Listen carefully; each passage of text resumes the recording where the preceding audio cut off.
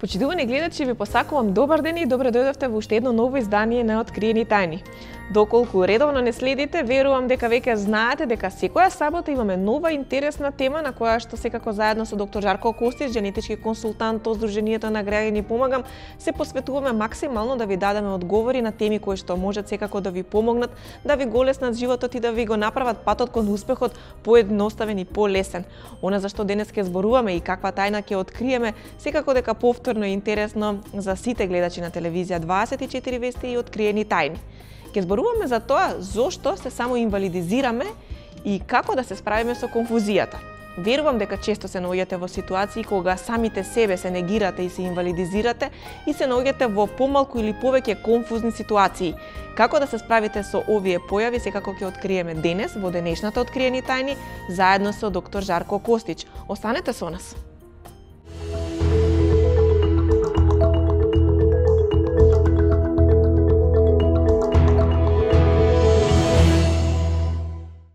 Овде започнуваме денешната тема на разговор, зборуваме секако за тоа зашто се само инвалидизираме и како да се справиме со конфузијата. Доколку сакате да ги дознаете одговорите, останете со нас. Ние го започнуваме разговорот, подготвени сме овде, а вие бидете пред ТВ екраните. Со нас секако е доктор Жарко Костич, генетички консултант од Сдруженијето на граѓани помагам. Жарко, добар ден и добре дојдовте во уште една нова Откриени тајни. Добар ден, Сања, добар ден за нашите гледачи. Секако дека имаме денес повторно интересна тема за разговор, многу прашања имаме, немаме толку многу време се да одговориме, но секако вие сте секогаш расположени и веднаш по завршувањето на емисијата да го продолжите својот разговор со сите оние кои се заинтересирани секако преку социјалните мрежи. Сега ќе зборуваме на една доста интересна тема. Често ни се случува да се само инвалидизираме, и тоа секако не е добра особина која што ја имаме, не може тоа да ни донесе никакво добро, па би сакале да знаеме зошто се само инвалидизираме и како да се справиме со конфузијата. Често се наоѓаме во конфузни ситуации, често се наоѓаме во такви моменти кога се околу нас ни изгледа конфузно и не можеме да се стабилизираме. Пред да започнеме со разговорот подлабоко да навлеземе во оваа тема, можеме ли да ја дефинираме конфузијата? Да, интересно, се надевам ќе биде ова за гледачите да го објасниме, поради тоа што, како што и кажа ти, секој од нас во нашиот живот во еден или друг момент се наоѓал во конфузни ситуации. Конфузијата е фактички несигурно, секогаш кога се чувствуваме несигурни, некогаш глупаво се чувствуваме, едноставно имаме конфузија во нашиот живот. И воколку ја дефинираме конфузијата, разбереме конфузијата више нема да е конфузија, поради тоа што самата конфузија е неразбирање. Воколку имаме нешто кое што не го разбираме, ние се наоѓаме во конфузија. И цел на нашите емисии е да дадеме што поголемо разбирање за животот, се со цел да има помалку конфузија во врска со дадените работи кои што го сочинуваат животот. Но една од основните дефиниции на конфузија е некаква непредвидливост. Ако имаме нешто кое што можеме да го предвидиме, тогаш имаме сигурност и имаме контрола.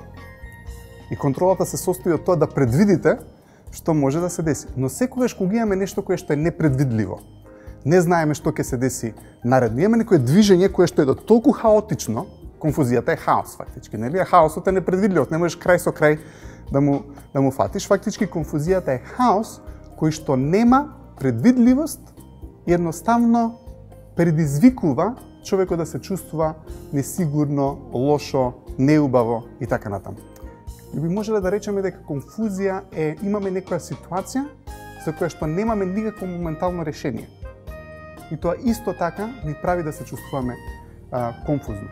Значи, ајде ушеднаш да ја сведеме конфузијата дека станува збор за работи кои што се цело време во движење некое, кои што не збунуваат, поради тоа што тоа движење кои што не се случува, тој хаос, тој метеж кој што се наоѓа околу нас во нашиот живот, нема ред или нема контрола. Пример, ако сме имале некоја ситуација со некој човек кој што ќе му даеме некоја задача да ја заврши, не можеме да предвидиме дали ќе ја заврши или не. Гледате, имаме непредвидливост во конфузијата, имаме незнаење, а незнаењето ни дава само по себе несигурност. Значи, конфузијата не прави несигурни поради тоа што не можеме да предвидиме, поради тоа што немаме контрола и поради тоа што немаме никаква стабилност. Гледате, све е размрдано.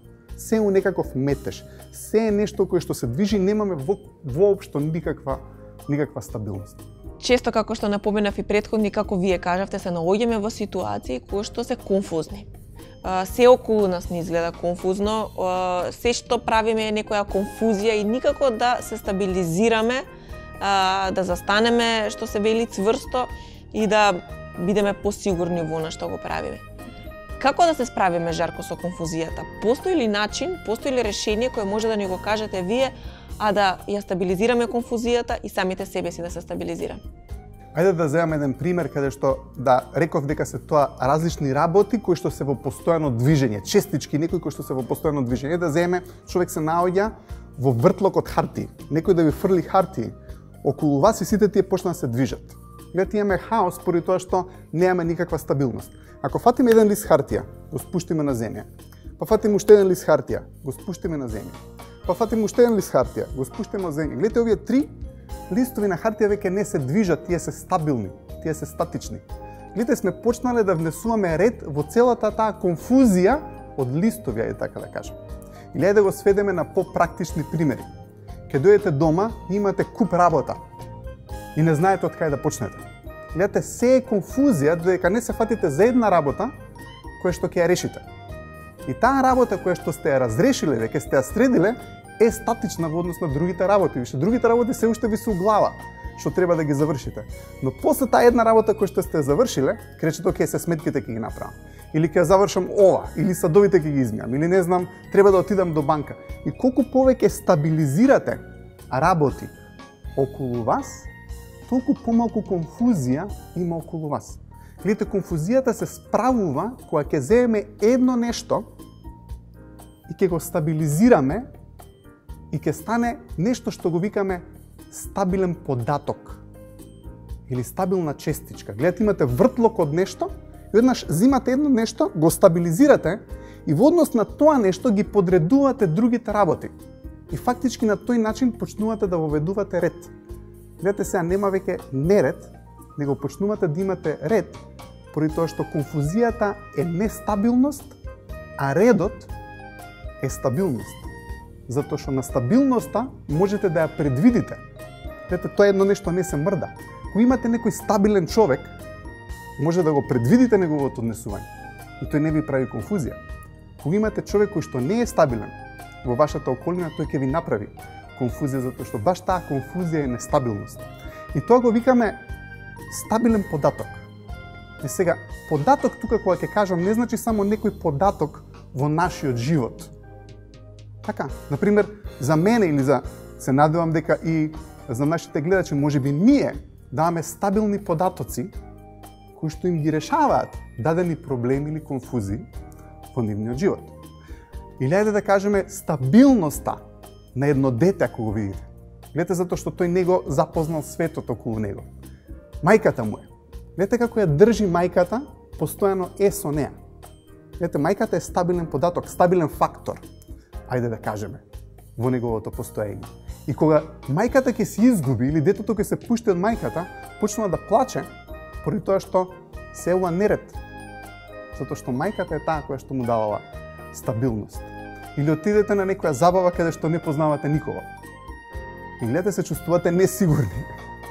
Така и ќе најдете некој човек кој што можеби сте го виделе после 5 години прв пат и одеднаш ќе му се доближите на него и ќе почнете со него да комуницирате постојано, затоа што тој ви дава стабилност во тој момент. Гледате, другите луѓе не ги познавате. Се на некој начин честички во движење. Не се стабилни. Но тој еден човек ќе ве запознае со уште двајца. И гледате, више се чувствувате поубаво во таа атмосфера на забавата. Пак ќе ве запознате уште со тројца луѓе. И сега имате, можеби има 20 луѓе на забавата, 15 више ги знаете, и се чувствувате многу сигурно и комотно во околината, поради тоа што имате стабилни фактори. Имате стабилност некоја. Или колку пати ни се десило ќе отидеме некаде на одмор. Имаме стабилен фактор, стабилен податок ни е хотелот. И се што истражуваме во околината, викате каде е тоа во однос на хотелот? Мора да имате еден стабилен податок, затоа што во спротивно ако хотелот не го знаете, тогаш сте во конфузија во градот. Мора некаде на некое стабилно место, во некоја база да дојдете, која што ќе ви даде стабилност. И фактички после прашувате, а тој ресторан, плажата, каде е во однос на хотелот? Некој ќе ви рече, нема врска, не е воопшто поврзано тоа, хотелот е на многу друго. подалечно место, ама ти се ориентираш според твојот стабилен податок.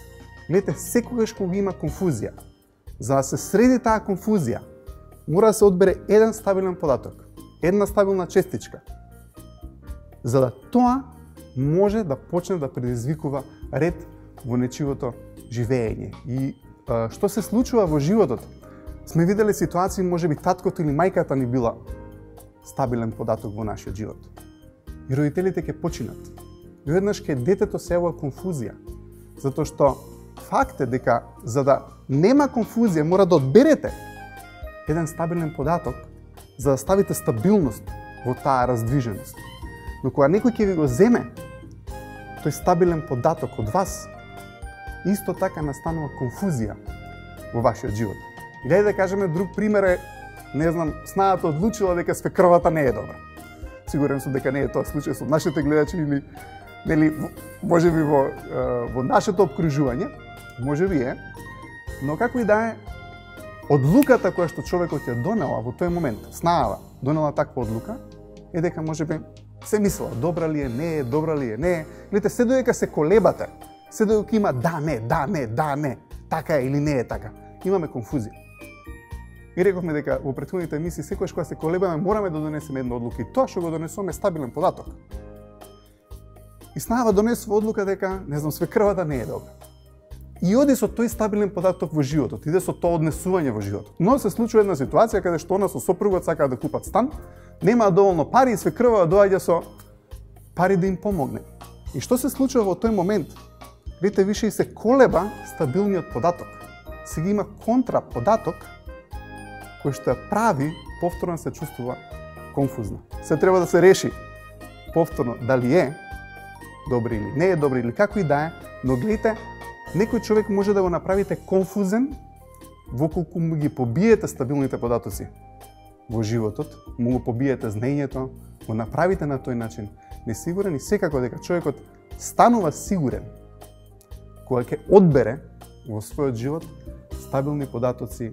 Знаењето, за кое што секогаш збориме во нашите емисии, е прекрасен стабилен податок, затоа што колку повеќе знаеме, знаењето ни дава сигурност, сигурноста ни дава стабилност, стабилноста не прави да можеме да толерираме конфузија, но ако си веруваме во нашето знаење, и ако тоа знаење е цврсто, сигурно, сме убедени во него, тешко е некој да не разниша, затоа што таа стабилност фактички ни дава моќ. И моќта на секое битие зависи баш од тоа да си го држи својот простор. А нашиот простор го држиме со тоа што имаме сигурност во нашето знаење, во нашето наблюдување, во нашите заклучоци.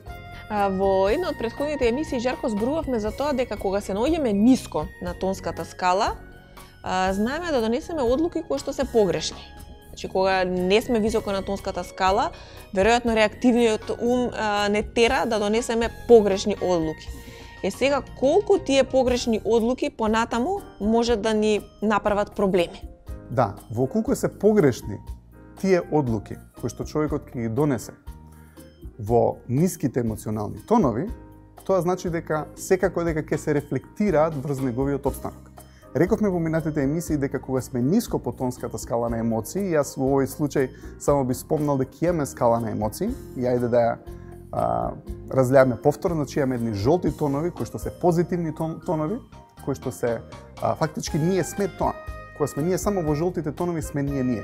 И како паѓаме со емоциите, како насобираме болни искуства од минатото, како собираме трауми од минатото. Рековме дека тие крадат дел од нашата животна сила и прават да имаме полоши емоции. Колку повеќе тие болни искуства од нашиот живот, трауми имаат украдено дел од нас, толку имаме помалку животна сила и толку сме пониско по скалата на емоции. Ако ги видиме овие емоции, црвените тонови, ќе видиме дека се лоши. Од 2.0 почнува антагонизам, па почнува лутина, па почнува огорченост и така натаму, надоле во плавите тонови ги имаме страф, апатија, тага и така натаму. Гледате, тоа се емоција од еден дел од умот кој што го спомнуваме секогаш во нашите емисии, кој што се вика реактивен ум. Тоа е негативен подсвесен дел од умот кој што влие врз нас и ни ги реактивира овие негативни емоции, прави да се чувствуваме неубаво. Фактички секогаш кога ги имаме овие негативни емоции, црвените и плавите емоционални тонови, тоа не сме ние.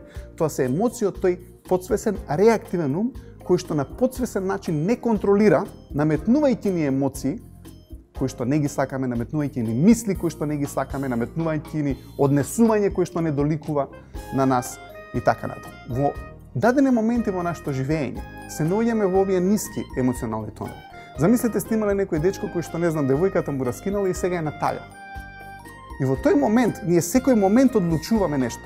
Но ако човекот е на тага или кога човекот е на лутина, одлуката што ќе ја донесе е необично, него секогаш е негативна. Рековме во претходните емисии дека за да донесеме, како да донесеме одлуки, рековме дека мораме да сме високо на тонската скала за да донесеме позитивна, обстаночна одлука. Зашто овие жолти тонови не носат обстанок? Црвените и плавите тонови, кога сме во нив, тоа е необстанок. Секоја одлука е погрешна поради тоа што е насока на деструкција, насока на подлегнување на животот. Ако имате некој човек, можеби не знам, една девојка му раскинала, уште една девојка му раскинала, кој што бил многу заљубен и многу ги сакал и биле многу убави девојки.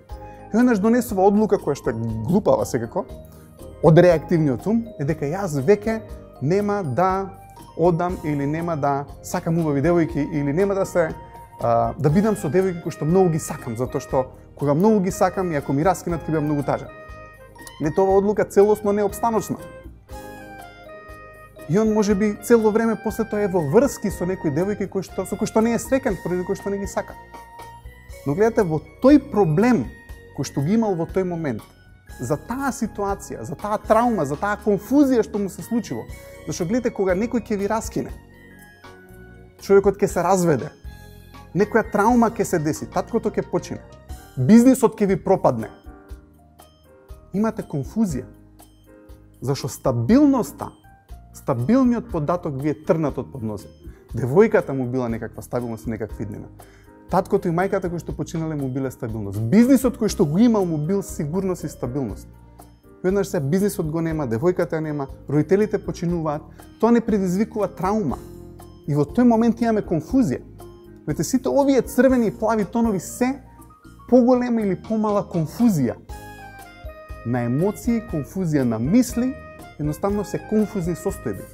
И во тој момент човекот знае да донесе одлуки за да си донесе стабилен податок, за да излезе од таа конфузија. И ја носи таа одлука, но не значи дека таа одлука е обстаночна. Така, или човеков кој што имал свој бизнис, може да ќе донесе, замислете какви све необстаночни одлуки може да донесе во тој момент. Не можеш да успееш тука, не можеш да успееш на честен начин, не можеш да успееш вака или онака. Видите, тоа се све одлуки стабилни податоци за таа конфузија. Така и момчево. Нема веќе да сакам. Опасно е да сакам. Гледате, одеднаш после тоа се запознава со некоја девојка, во која што почнува да се заљубува и почнува да ја сака и почнува да му бива убаво во врската, но тоа, кога ќе го споредите со податокот кој што го донел претходно, а тоа е дека не треба да сака, за да не го боли ако раскине, гледате, му прави конфузија затоа што се два спротивни податоци. Почнува да се заљубува, ама претходно донел одлука дека не треба. И почнува човекот да е во конфузија во тој момент и да се плаши што ќе се деси понатаму. Така да дефинитивно одлуките кои што ќе ги донесеме за некоја конфузија треба да се прообстаночни одлуки, затоа што ако не се прообстаночни, дефинитивно не носат во насока каде што нема да успееме. Но нешто е битно што сакам пак да го нагласам и ќе провее овој тон на мисла низ целава емисија, е дека знаењето кое што човекот го акумулира во текот на животот му дава сигурност и дека тоа знаење и таа сигурност секогаш ќе го избави од конфузија. Во едно од претходните прашања ни одговоривте и во еден момент ни споменавте дека луѓе кои што се нестабилни, а се во наша непосредна околина и во наше обкружување, со самото нивно присуство и поради тоа што тие се ниско на тонската скала, иако ние можеби сме високо на тонската скала или на повисоко ниво од нивното присуство, нивната нестабилност може да не направи и ние да се чувствуваме конфузни. Како тонската скала ќе ја поврзаме со конфузијата и со она што не доведува да бидеме конфузни? Да, ако ја разгледаме пак тонската скала, гледате ги, жолтите тонови се сигурност. Видите човек кој што е на игри, кој што е на акција, кој што е спокоен, кој што е развеселен. Гледате, вниманието им е надвор. И кога вниманието ни е надвор, ние имаме сигурност во себе. И таа сигурност ни дава можност да сме во акција. Што се случува во моменти кога сме тажни? Во моменти кога сме апатични, во моменти кога сме лути, во моменти кога сме огорчени? Гледате, имаме некаква конфузија во нашиот живот. Имаме некаква несигурност што не си има случајно. Сега пак ќе кажам, колку повеќе трауми имаме во нашето живење. Загуби, физички болки, ментални болни емоции, ментално болни искуства, духовни трауми не си има случуваено во текот на животот. Тоа краде дел од нас. И така паѓаме по скалата на емоции. Како ќе паднеме на овие црвени и плави тонови? Видите, рековме дека имаме во претходната емисија дадени луѓе кои што ги ословивме како стопери. И не сите луѓе кои што ќе се најдат ниско на тонската скала го прават ова за кое што можеби денеска ќе зборуваме, но кога луѓето се наоѓаат во црвените тонови, гледате, имате 3 начини како можете некого да контролирате. И можеби ова и една од причините зашто луѓето не сакаат да бидат контролирани некогаш во животот, затоа што гледате жолтите тонови секогаш ќе ве пуштат вие да се контролирате себе си. Ќе ти дадат знаење, ќе ти дадат насока, ќе те подобрат, ќе те охрабрат ако сгрешиш, и тоа е начинот на кој што тие сакаат да те контролираат тебе, зашто животот не е сериозен, животот е убав. И овие луѓе кои што ги имаме околу нас, кои што се на жолтите тонови, е мерак да се околу тебе, е мерак да живееш со нив, од проста причина што не е сериозно во колку сгрешиш. И начинот на кој што тие те контролираат, тие даваат, те усмеруваат на начин позитивен, убав, на исправен начин да ги направиш работите, без при тоа да те критикуваат, да те вреѓаат, да те омаловажуваат и така натаму. Но гледайте, контролата станува неубава како луѓето почнуваат да паѓаат на црвените и на плавите тонови. Гледайте, и црвените тонови што прават? Почнуваат да ве подобруваат у наводници на начин на кој што отворено ќе почнат да те критикуваат. Отворено ќе почнат да ти вика. Ти мора да го направиш тоа. Ако не го направиш тоа, ја веше нема сум ти сојузник. И тоа е тој на лутина, антагонизам, омраза. Кај имате секавици врз тебе, ти кажува и ти дава до знаење дека ако не го правиш тоа што он бара од тебе да го направиш, веш он нема да е твој сојузник. И начинот на кој што те инвалидизира овој тон е отворено ти кажува за твоите мани, дека тоа што го знаеш како знаење не е добро, ќе ти го инвалидизира знаењето. Ќе ти инвалидизира работите кои што ти ги сметаш дека се факти и добри карактеристики во твојот карактер. И ќе почне да ги напаѓа тие работи. И сега е многу значајно и е поврзано со тоа што го зборев за конфузија. Затоа што ако имате некој човек кој што ве напаѓа вас, почнувате да ја губите сигурноста. Не мора директно вас да ве нападне. Може да го нападне вашиот тим, вашата фамилија, вашите блиски, можеби, не знам, активноста во која што членувате. Затоа што инвалидизација по дефиниција е некој да ти го омаловажи нешто кое што ти го сметаш дека е факт. Ако ја членувам во некоја група, факт е за мене дека мислам дека тој тим или таа организација или тој колектив е добар. Веднаш имате некој кој што ќе почне тоа да го омаловажува. На тој начин те омаловажува тебе. Затоа што со други зборови ја омаловажува твојата одлука. Или можеби ти знаеш дека си, не знам, добар маж, или сопругата знае дека е добра сопруга, или сопругата знае дека добро готви. Веднаш човеков ќе го инвалидизира јадењето. Видите, преку јадењето ја инвалидизира неа. Незините погледи кон светот ги инвалидизира. Незините ставови кон животот ги инвалидизира.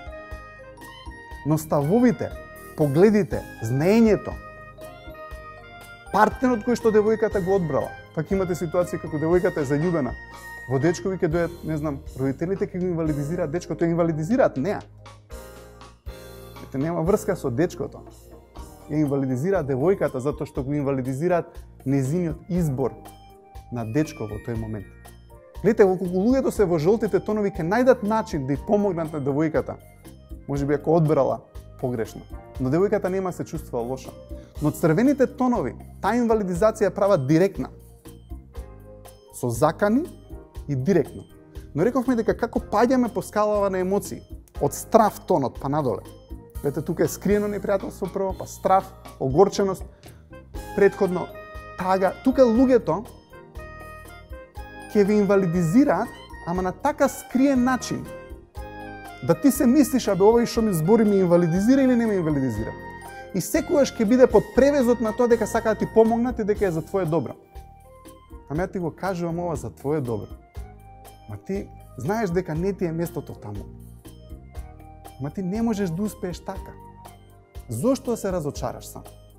Еднаш збориш со ваков човек, знаеш дека нешто не е како што треба, ама зборовите кои што он ги кажу и намерата кои што вистински игра ја има, не соодветствуваат едно на друго. Но што се случува? Далеку поштетен начин е овој скриениот. Затоа што со овие црвенови тонови барем знаеш на што си, знаеш дека овој ми е непријател, знаеш што ми мисли. Со тоновите како што се скриено непријателство, страв, огорченост, другиве пониски тонови. Гледате, они немаат храброст да ви го кажат тоа што црвеновите тонови го кажуваат во лице, туку го прават на многу скриен начин. На скриен начин ги инвалидизираат вашите способности, вашите карактерни црти во кои што вие сте сигурни. И тоа ни го дава просторот, таа сигурност во која што ние имаме за нас, за нашите точки на гледиште, за животот, ставот што ја го имам за животот, дека е убав, дека е добар, дека можеме да успееме тука, што и да е. Кога ќе почне некој да го инвалидизира тоа, на ист начин е како да почне да ви удира шамари, поради тоа што ви прави конфузија во вашиот умствен универзум. И она што ќе се случи на крај, почнувате да бидете несигурни, човекот запаѓа во една апатија, знае дека не е среќен, се чувствува конфузно, ма гледате, не знае зошто, поради тоа што не може да види дека можеби околу него има дадени, ајде да кажем, личности кои што го прават тоа. И пак ќе кажам, да не бидеме погрешно разбрани. Гледате, сите овие тонови кои што се пониски го прават тоа преку реактивниот ум. Имаме начин како да им помогнеме на тие луѓе, секако ако сакаат помош, затоа што некој од нив е тешко да им помогнете, но ако сакаат да им помогнете, дефинитивно можете нив да ги извлечете од тие лоши состојби, затоа што животот е на крај крајева најлош за нив, затоа што цинизмот со кој што го живеат животот, погледите, стравот преку кој што го живеат животот за нив само по себе не е добро, камоли за другите луѓе околу нив. Така да имаме начин како да им помогнеме и на тие луѓе. Она што го кажавме во претходните емисии, не е решението да се борите против нив, не е решението да се карате со нив, едноставно решението да успеете, да не предувате и навистина ако имате волност и ако тие сакаат да се пробенат. Книгата Диенетика е решение како човекот да се ослободи од тој реактивен ум. И во книгата Диенетика има многу техника како човекот може да ги промени тие негативни емоции, да се ослободи од нив и повторно да се ги врати позитивните емоции.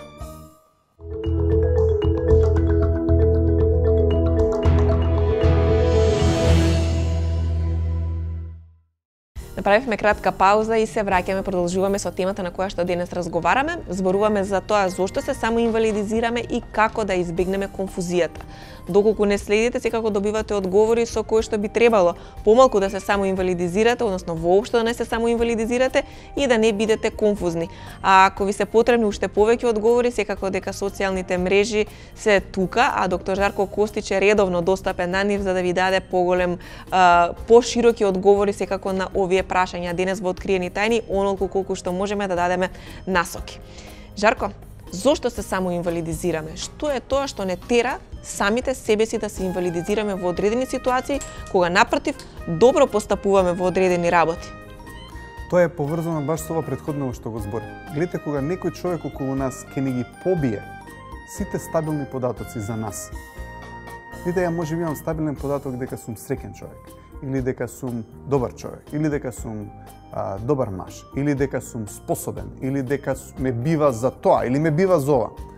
И еднаш некој ќе почне да ти збори дека не те бидува за тоа, дека не си ова, дека не... Се ушто веруваш, ти го побива како факт. Тоа ако еднаш може би ќе прекине, меѓутоа ако некој тоа го повторува често пати за секоја акција, вели не е тоа во ред, тука е моментот кога некој почесто тоа не го прави. Да.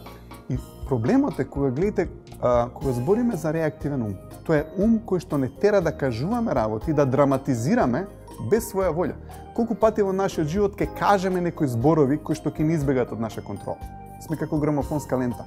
Те воопшто немаме контрола ние врз тој реактивно. Ќе почнеме некој да му викаме, да го критикуваме, да го караме, ќе речеш веќе не го правам тоа. Но наредна слична ситуација ти се јавуваат пак истите реакции, пак истите негативни емоции, му ги кажуваш на другиот, негативните зборови му ги кажуваш на другиот.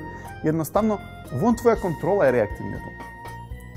Сега, кога започнува животот, ги користиме децата како примери во нашите емисии, поради тоа што децата се високо по тонската скала, гледате умот им е почист, поради тоа што немаат насобрано трауми, ќе прашате некој дете, добра си?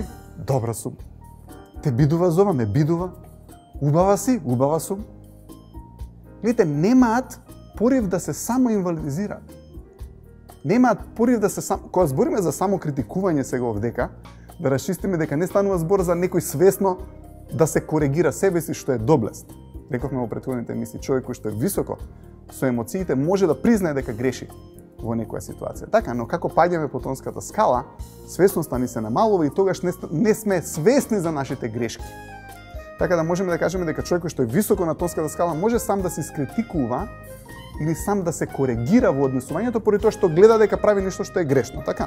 Но кога зборам за само критикување, само обвинување, само инвалидизација, зборам за еден дел од реактивниот ум кој што како машина, како да имаме некој човек во нас, кој што ти кажува не си добар, не те бидува, за никаде си, не можеш, си каже, нема никој околу мене. А гледате, тоа се гласови, некојаш кој што или мисли кој што умот ни ги дава. Но фактички се тоа снимки од гласовите и од емоциите на околината кој што често не критикувала, често не инвалидизирала. И рековме дека умот снима слики постојано. Умот не може да прекине да снима слики. Не е умот камера и да речете сега имаме стресна ситуација ќе го исклучам, не се снима. Напротив, тие стресни ситуации се снимаат во реактивниот ум. И баш поради тоа што се стресни се вон наша контрола. И кога имате ситуација кај што некој постојано го кара детето, го критикува, го инвалидизира, или сопругов ја инвалидизира сопругава, или како и да е. Гледате, тоа се обично работи кои што не се случуваат еднаш, зашто човекот што драматизира некои зборови, емоции, не ги драматизира никогаш еднаш. Ги драматизира постојано.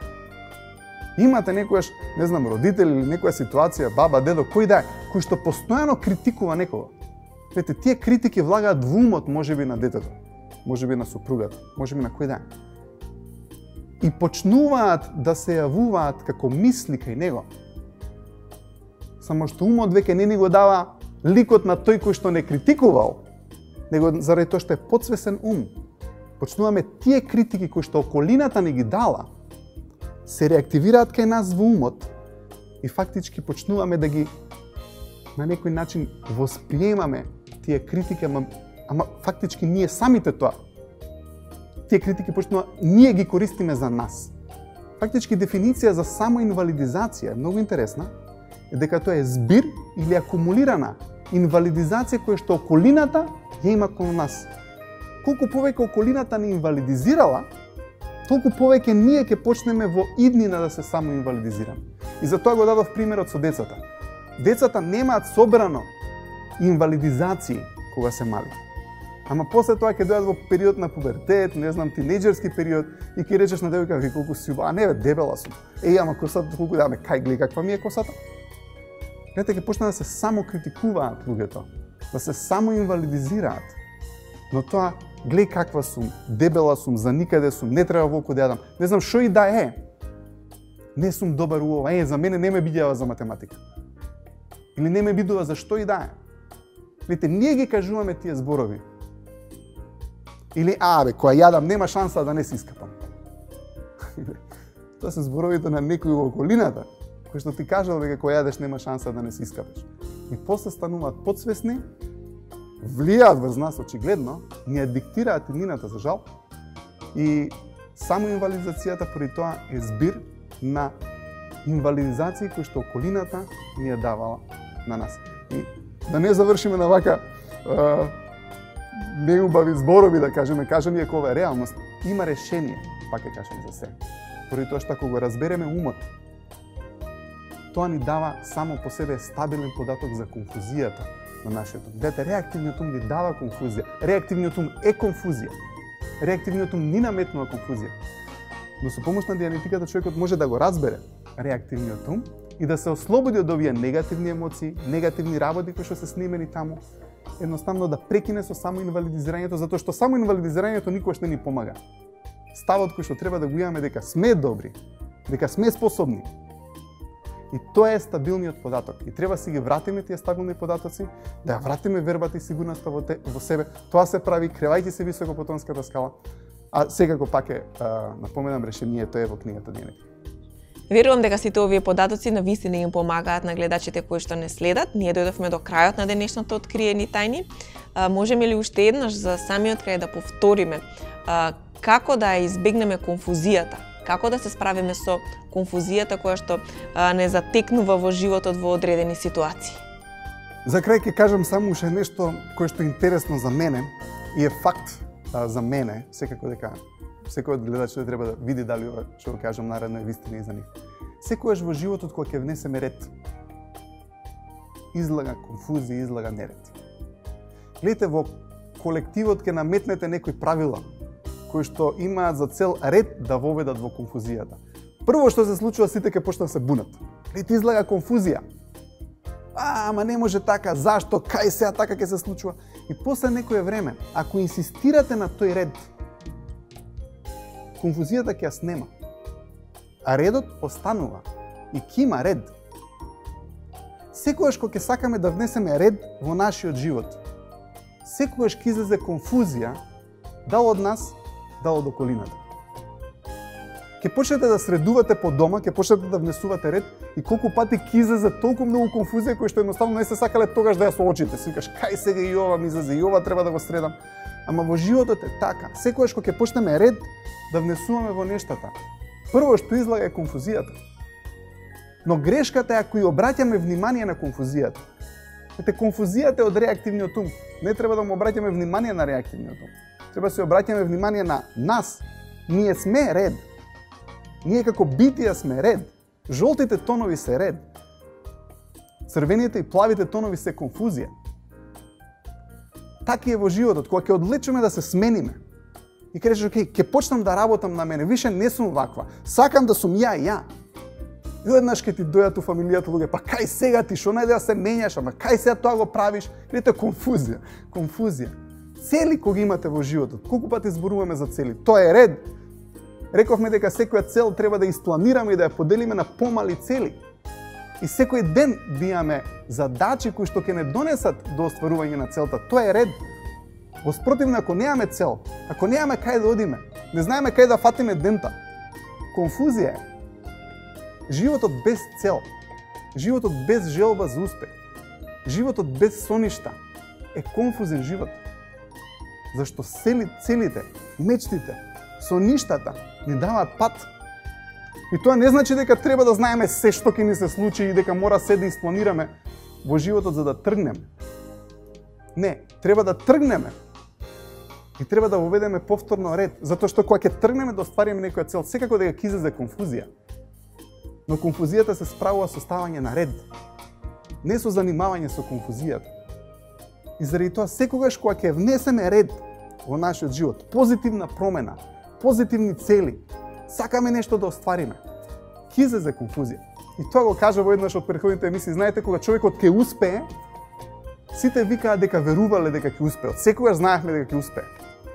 Но кога едноставно нема да се сложи со стоповите од околината, има своја цел, има своја задача во животот и оди да ја прави. Видите, другите луѓе ќе почнат реактивно да се борат против тоа. Кај сега ти тука, ама што ти одлучи сега ова да го правиш? Па ти знаеш дека тука нема шанса тоа да го постигнеш. Човеков ја игнорира конфузијата, ја следи својата цел во животот, ја следи својата насока. Што се случува? Конфузијата почнува да ја снемува, редот останува, човекот успева и околината наеднаш ќе рече, знаевме дека човеков од секогаш ќе биде успешен и дека ќе успее.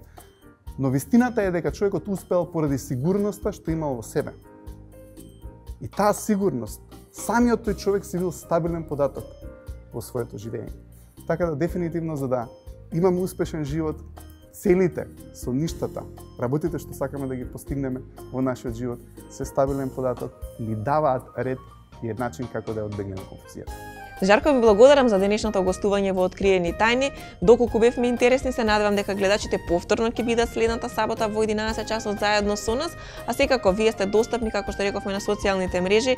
Имаме и репризи од емисијата, кога сите оние кои што сакаат да си помогнат себе си, може да не погледнат како на 24 вести, така на 24 вести на веб страната и на вашите социјални мрежи. Ви благодарам за гостувањето. Ти благодарам, Сања, благодарам за нашите верни гледачи и воколку останавме куси за нешто и воколку останавме недоречени, ако сакате да знаете нешто повеќе на ова или други теми за кои што сме зборели или било кои проблеми кои што ги имате во вашиот живот, ве молам, стапете во комуникација преку социјалните мрежи.